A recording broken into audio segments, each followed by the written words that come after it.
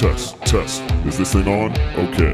And now, for those in attendance and those listening around the world, it is time for the O on God podcast with your host, Tovaun Anthony. Goodness gracious, me oh my, back at MAGFest and I'm ready to ride. Welcome to another episode of the O on God podcast. I'm your host, Tovaun Anthony. I am here with one of my favorite people in this scene, amazing dude, amazing drummer, musician in general, Dom Palombi. How you feeling, brother? What's up, Tovaun? Good to see you, man. Great to be here at MAGFest with you.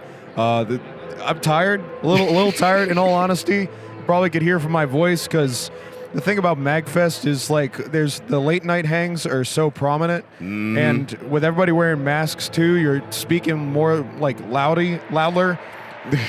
You're speaking louder than usual. So it's definitely taking a toll on my voice, but I've been having a fun time being here, and MAGFest has been one of my favorite cons to attend in the last few years. So we're vibing. A lot of stuff has happened. We'll get into that later. Yeah, of course. Dude, you performed like how many times already? It's Saturday. Saturday, so for context for folks, I've been playing drums for a long time. This is my fourth MAGFest going to. Tovaun and I, we connected actually at PAX East. Yeah. Because of a lot of mutual friends. Mega Ran actually asked me to play with him with MPC for like one tune on the main stage, but then I also did a gig with him at the Hard Rock Cafe the day after. So we connected and we're chatting it up for quite a bit. But yeah, yesterday I played with 88-Bit and Friends, which Rob Kovacs, 88-Bit, such a lovely dude. Super shout out to him. Such a great pianist. He was busting his ass on like getting so many people in the same area for an hour set of music. Man. You know, and it's like, for things from MAGFest, especially like that, and being a band leader, it takes so much, time and effort and logistics to plan through just to kind of get things together and have it run smoothly. Yeah. That's like, it's a big, courageous effort. So shout out to Rob, because he busted his butt. I had the fortunate opportunity to have my game night band play at MAGFest last year, and I went through that phase of going through logistics, booking rehearsals, and it was kind of a nightmare. It wasn't as well run as I wanted it to be, but it was the first time my band performed at all. So, I learned a lot from seeing him do his thing. So we did that, and then I literally kid you not. So after his set at the Belvedere lobby, which was like 6 or 7 p.m., the 8-Bit Big Band was playing in the evening. I wanted to see the One-Ups, missed the One-Ups. I go out to dinner with Rob and 88-Bit and a few of his Twitch people, and in the middle of our dinner, Charlie Rosen gives me a call just randomly saying, "Hey, Dom, are you around to play timpani for us on our opening number with the 8-Bit Big Band?" And I was like, fuck yes, I'm going to come through for that. I literally dropped everything I did, went to the main stage.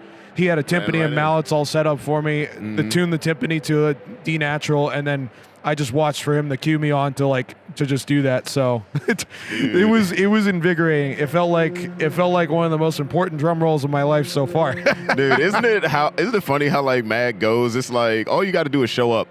All you got to do is show up here. And if they know you play something, yeah. Especially if you're a cool dude, you know, when you're good with the boys, you're gonna get pulled every which way. And that's you're on main stage, you're on the Belvedere, you're doing something at Jam Space. Things are wild up here, man. It's also the cool thing about being a part of this community is everybody knows everybody. Yeah. Or if you don't know everybody, you learn to get to know everybody in the course of time. And of course, that depends on how much time you spend on being around the community. Yeah. I got started to be in the community thanks to the Soul Bros back in 2018. Oh, Robbie and them? Yeah. Okay. So for context, before I even know about the VGM scene, I first got into hearing about video game music from just hanging with friends from college, and we went to PAX East in 2017. Okay. And the Soul Bros were performing. I think MAGFest was hosting a jam space at PAX East at the time, but I didn't know anything about Mag or anything like that. Yeah. So I come up on the last day of a jam session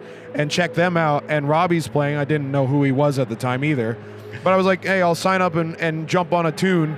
Play their halftime funk version of Lost Woods, and then went from there. And that tune was very interesting, to put it as it is.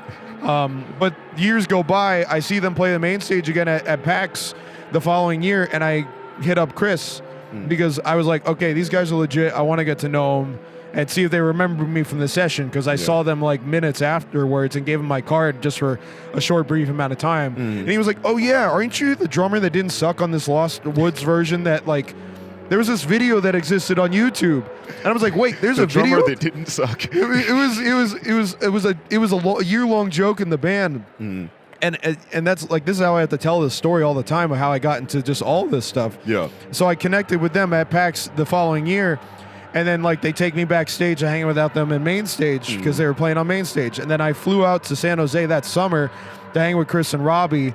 And I started streaming from learning about them doing stuff on Twitch, which then curated to finding about more people in the VGM scene online, on YouTube, and all places. I was like, holy shit, this stuff is so cool. And they were like, come to MAGFest. We play at MAGFest. We'll get you on our guest list and show you around and introduce you to people. So 2019 was the first MAGFest that I came through to. And shoot. That's where I met, Doug Perry. First off, I think IQ was one of the first rappers I jammed with there, because it was shout out to Chris. Shout out to IQ. You'll love IQ, man. So yeah, I don't know where I was going with this, but man, it's just like MAGFest has been a very transformative thing for my life personally, and the VGM community is just the best, especially when you're getting to know people and you hang around enough, more people can get to know you. Yeah. That's just the way it is. No, it's definitely a scene like no other, man. Like, specifically, like when it comes to my music, because 2019, that was my first time performing here with my stuff on the Jam Space stage. Right. So it was like the reception of it, how this scene has kind of welcomed me with open arms, and how they welcome anybody almost with open arms. As long as you're not a dick. As long as you're not a dick. As long as you're a good person, man. Yeah, like and you have something you want to say and you want to share, people are going to listen. Yeah, 100%. And they'll support you 100%. Yeah. Because by the time I hit main stage last year, I was like, oh, this is real. Oh, man. That's why I ended up crying like a little wimp. And that's all everybody remembers from the set. They're just like, oh, yeah, man, I remember you from last year. Oh, yeah, well, what you remember? Oh, man, you were up there. And then you started crying. I'm like, oh, damn. This man was bawling as soon as he was off the stage. I'm like, God dang Somebody get this guy a bucket. Pretty much. All the tears. I'm like, come on, man. You can remember anything else, and that's what you remember. That's great, though. But no, it was good, though. Good moments, good times, man. Anything else you looking forward to? Man, this go around. It's kind of crazy. So I did the two things yesterday. I'm actually going to be sitting in with Scott 2 Network on main stage at 7. Okay. Which I'm pretty stoked about. We did a cover of Hey Arnold on his YouTube channel. And my good friend Pat Bartley, the alto saxophonist of the J Music Ensemble, also guested on that. And Jeremy and I were talking and trying to see, because I was also still seeing if my game night band was going to perform this year, which unfortunately we didn't get the chance to. But I hit him up. I was in preparation for okay, if the band plays, I want to have these guests. And I reached out to him and I was like, hey man, I want to have you sit in with my band if we get the chance to play. And he was like, yo, I want to have you sit in with me on main stage. And I was like, heck yeah, let's do that. So that's something I'm looking forward to. Man, I just got to see so many people this weekend. It's I got the fortunate to have the opportunity to perform last year, and it was really cool. But we also performed during the height of the Omicron wave of COVID. Yeah. And there was only about 11,000 people in attendance at MAGFest last year. And what I did was we came in Thursday night, rehearsed Thursday night, rehearsed a little bit Friday, performed Friday, left Saturday morning to reduce the risk of just being exposed. Yeah. Because I was like, what's the best way I can still capitalize on having my group play? For those that don't know, so I run a fusion funk ensemble called Dom Palombi's Game Night. It's my first ever VGM project that I've been getting a part of. It's got a stacked lineup of musicians, such names as Adam Neely, Charlie Rosen, Patrick Bartley, Insane in the Rain Music, Super Soul Bros are on a track, Tony Dickinson. The list goes on. There's about 16 musicians on the album with 5 covers of VGM tunes and then 3 originals of mine inspired by video game music as well. And we had the opportunity to perform at MAGFest last year for the very first time. Like our first performance ever. I ran an Indiegogo campaign for my 3-year stream anniversary, and in like 48 days we raised $15,000 to help fund the album and get a bunch of like unique merchandise and stuff like that. So, you know, people were just so supportive of that, and it's been really, really cool. So yeah, the MAGFest, I'm looking forward to Scott Toon's set tonight, but also just kind of still seeing people and reconnecting with friends, because I feel like it's been 2 years since I've seen everybody. Or it just feels like there's so many more new people I got to see this year, because I've gotten to meet so many folks from going to all the other different conventions too. PAX. I went to VGM Con last year, which was a hell of a time. It's in Minneapolis. I heard it was nice because that's a growing convention, man. Like, so the guys behind VGM Con, Austin, Vaughn, Tom, they gave Game Night a chance to play, and it was a dream. I was literally like shaking as I was up on stage at Minneapolis. Pretty much imagine MAGFest, but on a much smaller scale. Yeah, like intimate, chill, but everybody is as invested, if not more invested, of all the performances, all the panels, all the just the cool stuff that was going on when we were there. And I had the time of my life just performing on that stage, and you know, I have nothing but good things to say about VGM Con. I'm trying to remember the first time I heard about those guys. I think Austin like found me on Twitch. Because I stream regularly on Twitch 3 days a week. I've been doing that for like 4 years or so. And then when the pandemic hit, they hit me up to say, hey, do you want to join us for our VGM Con line? It was their online convention. So I did like a 50-minute set performing on there, playing like video game tunes. I think it was 90s themes, so I even did some arrangements of like classic TV show themes, like Legends of the Hidden Temple or Nick Gas Guts or stuff like that. For some folks that might know, like the Nickelodeon video games, or the are you a SpongeBob fan? Yes. The Jellyfish Jam. Oh Jesus. Oh wait, I try to remember how it goes. I don't know. My brain's not working right now. First of all, any SpongeBob tune, I'm happy. Bro, SpongeBob was my childhood, man. That stuff resonates with me every day. Where's the leak, ma'am? The man with the white sedan. You left your lights on. The inner mechanisms of my mind are an enigma. Dog. SpongeBob has laid like the foundation for like my sense of humor and everything. Same for me. It's literally been my core of just like how I approach if I'm trying to be funny or not, or just my sense of humor. Because it covers all bases. You look at it from every character's perspective. It's all comedy. Man, but that shit was designed for college students, if I remember correctly. And pretty much. The first like season or two, goated.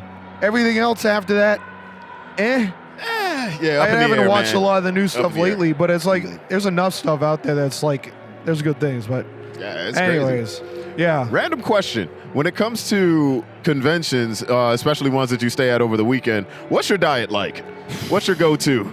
Like, as far as keeping on trucking, or do you like, depending on what area you're in, you're trying to hit up restaurants, or what's up? To be honest, it's been tricky because sometimes, some days, you don't get too many chances to eat because sometimes you're just talking to people constantly. See? I had a bacon burger over yonder at the food court yesterday with a cookie. I've been skipping breakfast because sometimes I don't try to eat so much. Yeah. Though most people say like breakfast is supposed to be like one of your biggest meals of the day. Yeah. What did I have for dinner last night? Chicken fingers and fries. It was like one of the first restaurants that if you go outside the Gaylord and you just walk on the center street, it was the first restaurant on our left. It was good. I didn't finish it because I had to run to the 8-Bit Big Band show last night, and I wish I was like, I was walking home at like 3 in the morning back to the hotel room. I was like, I really wish I still had the rest of those chicken fingers and fries. See? But I mean, sometimes the diet goes out the window. Not that I don't want to. I'm definitely going to have a salad today because my goal this year is to just like actually have better food, more vegetables. I've had a gut for a while, and I'm like, I really want to start actually taking better care of my body and feeling better about myself too. And I feel like having better eating habits will really do that. But sometimes the cons are an excuse for you to just listen, like party and drink and if have it's fun. a con that's local, like if it's like this, my diet just goes to complete shit, man. Yeah, if I'm like at PAX or like somewhere else, I probably plotted like where I wanted to hit because I like to immerse myself in the cities as well. Right. So it's like I'll eat a little bit better when I'm out of town, but around here, nope. Man, you're making me think of a time. I was at TwitchCon 2019, and I remember going there, and I was mostly only around downtown area and the convention mostly. I'm getting an Uber back with a few other Twitch drummers to the airport on the last day, and the dude was like, okay, so what have you all done around here? And we all kind of were like, we were just kind of at the con, and he was like, man, y'all did this wrong. You need to be going out of the city and going to see stuff. You don't just go to San Diego just to be at the con. You know, man. It's one thing for sure where it's like you're in an area you haven't been before. It's important if you get a chance to sightsee some things. Yeah. Because like, you know, for folks that like travel, it's one of those things where it's like maybe you might not come back to the same place again, or you know, I've been at the Gaylord a number of times. There's only so much you can see around here. Yeah, like without leaving like the surrounding area. Yeah, you know, it's interesting. But yeah, like a lot of the times, like Yusuf and I. Yeah, I've talked about him on my podcast enough. My viewers know who he is.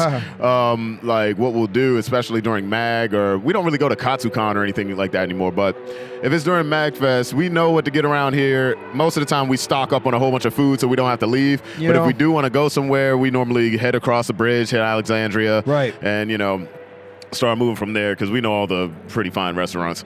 So it works out. But yeah, no, like, my diet this weekend has been pancakes. Like, literally, just straight up pancakes, man. I mean, that's not the worst thing in the world. It's a lot of sugar if you're having a lot of syrup. Pretty much. That's one thing for sure. But if it's only pancakes, you might be all right. Yeah. As long as, I mean, like, I don't know. Yeah, pancakes work. Oh, it's crazy, man. All right, we're rolling up on 17 minutes here. Hey, anything that you want to tell the people, anything you got coming up, the floor is yours, brother. Yeah, man. First, thanks for having me on this podcast, brother. It's a pleasure to be here. It's a pleasure to chat just, you know, casually and honestly about anything. If y'all don't know just about the VGM community, if this is your first time checking out anything like this, get involved. Come to MAG. Come to any convention that is gamers, nerdcore. The scene is great. You know, as somebody that has been a conduit now, or been seen as a conduit, as pushing, you know, the scene forward in a way, it's been a real honor. But yeah, I stream on Twitch regularly 3 to 4 days a week at twitch.tv/Dom Palombi Music, where I play video game covers, I improvise music, I have a lot of crazy alerts that are pretty much tied to memes, so I play along to a lot of the nostalgic stuff. It's a kind of a chaos, crazy time, but it's more of a fun escapism sometimes to get out of that. I've been writing music, and like I said before, I run a video game fusion band called Game Night. It's my new passion project and trying to get that to the next level. We have an album out that's already on streaming services that's literally called Game Night by Dom Palombi. It's out everywhere. I guess you'll put a link in the video description or whatnot, and stuff like that.